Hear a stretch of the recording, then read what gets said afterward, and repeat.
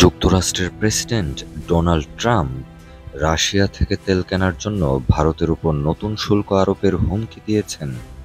সামাজিক যোগাযোগ মাধ্যম ট্রুথ সোশ্যালে দেওয়া এক পোস্টে তিনি অভিযোগ করেন, ভারত রাশিয়া থেকে বিপুল পরিমাণ তেল কিনছে, আর তা চড়া দামে খোলা বাজারে বিক্রি করে মোটা অঙ্কের মুনাফা করছে। ট্রাম্প ট্রাম্প তার ট্রুথ সোশ্যালে পোস্টে লিখেছেন, ভারত শুধু রাশিয়া থেকে বিপুল পরিমাণ তেলই কিনছে না, তারা সেই তেলের বড় অংশ খোলা বাজারে বিক্রি করে বড় লাভ করছে। ইউক্রেনে রুশ যুদ্ধযন্ত্রের কারণে কত মানুষ মারা যাচ্ছে তা নিয়ে তাদের কোনো মাথা ব্যথা নেই।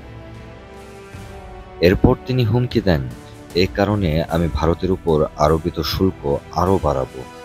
তবে নতুন শুল্কের হার কত হবে তা তিনি উল্লেখ করেননি।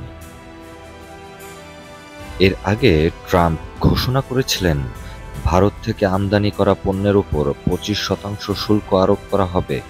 পাশাপাশি রাশিয়া থেকে পণ্য কেনার জন্য ভারতকে অতিরিক্ত জরিমানা আরোপ করা হবে বলেও তিনি জানিয়েছিলেন। তবে ট্রাম্পের জরিমানার ঘোষণার ভয় পায়নি ভারত, তাই এবার নতুন করে শুল্ক আরোপের হুমকি দিলেন ট্রাম্প।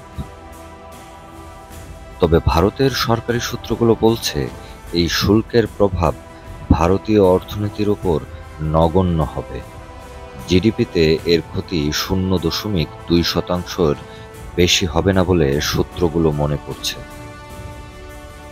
সপ্তাহান্তে সরকারি সূত্রগুলো আরও জানায়, ভারতের তেল কোম্পানিগুলো রাশিয়া থেকে তেল কেনা বন্ধ করবে না। কারণ ভারতের জ্বালানি ক্রয় জাতীয় স্বার্থ ও বাজার ব্যবস্থার উপর ভিত্তি করে নির্ধারিত হয়, আর এগুলো দীর্ঘমেয়াদী তেল চুক্তি। রাতারাতি কেনা বন্ধ করা এত সহজ নয়।